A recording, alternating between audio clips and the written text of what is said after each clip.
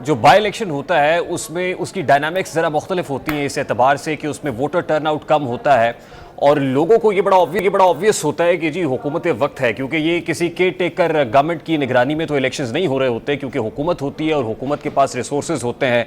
हुकूमत के कंट्रोल में मशीनरी भी होती है, तो आम लोग शायद उस तरीके से रिस्पॉन्ड बाई इलेक्शंस में नहीं करते। ये एक आम तासुर है और उमूमी तौर पर ज़िमनी इंतखाबात में ऐसा ही देखा गया है।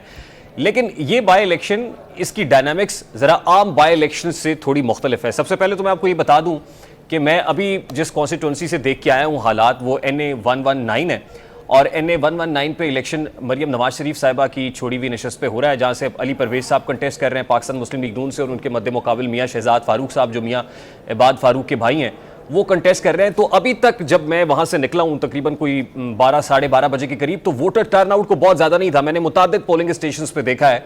वोटर टर्नआउट को बहुत ज़्यादा नहीं है, यानी अगर मैं उसको परसेंटेज में मेजर करूं तो वो तकरीबन 20 से 22% का जो टर्नआउट है वो बनता है। लेकिन क्योंकि गर्मी भी है आज, पर्टिकुलरली लाहौर की कॉन्स्टिट्यूंसी है, तो उम्मीद यही है कि जैसे जैसे सूरज ढलेगा मतलब तब तक जो है शायद वोटर टर्नआउट भी कुछ बेहतर होगा।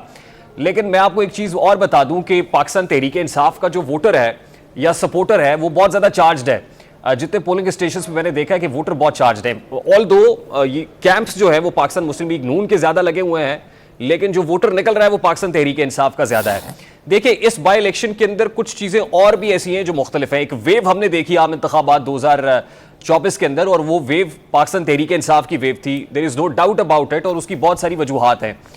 एक तो ये कि 2024 के आम इंतखाबात के अंदर भी आपने देखा कि बहुत ज़्यादा स्पेंडिंग्स जो हैं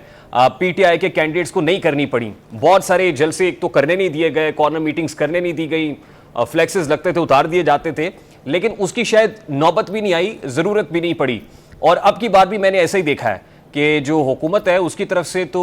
डोर टू डोर कैंपेन भी हुई है, जलसे भी हुए हैं, कॉर्नर मीटिंग्स भी हुई हैं, और मौका भी ज़ाहिर है उनके पास तो भरपूर होता है, वो इस्तेमाल करते हैं। लेकिन पाकिस्तान तहरीक इंसाफ को शायद इसकी नौबत नहीं आई, क्योंकि कुछ रिजेंटमेंट है जो PTI के वोटर सपोर्टर के अंदर भी है,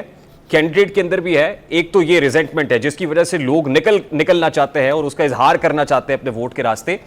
और दूसरी तरफ हुकूमत है कि हुकूमत के अपने कैंडिडेट्स के अंदर भी, मैं आपको बताऊं ये अनएक्सपेक्टेड था फॉर मी, मेरी हुकूमती उम्मीदवारों के साथ बात हुई है, उनके अंदर भी फ्रस्ट्रेशन